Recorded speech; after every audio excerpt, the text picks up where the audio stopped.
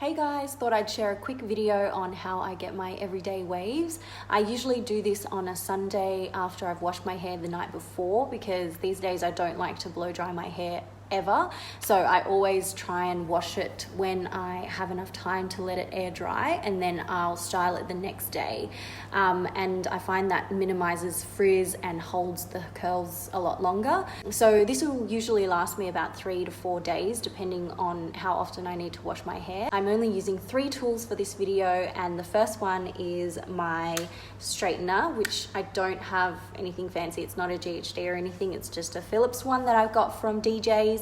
And then I also have a heat protectant spray. This one's from Joico. Then I finish it off with, this is my new favorite hair brand at the moment. It's Kristen S's Soft Shine Beach Wave Spray, and it's meant to be a sort of like a salt spray, but it doesn't make your hair go all crispy. It just kind of adds shine and holds the curls a little bit longer. It only takes me about 20 minutes to do my whole head, and I have a lot of hair, so if you have less hair it'll take you a lot less time. But yeah, if you want to see how this is done, just keep watching.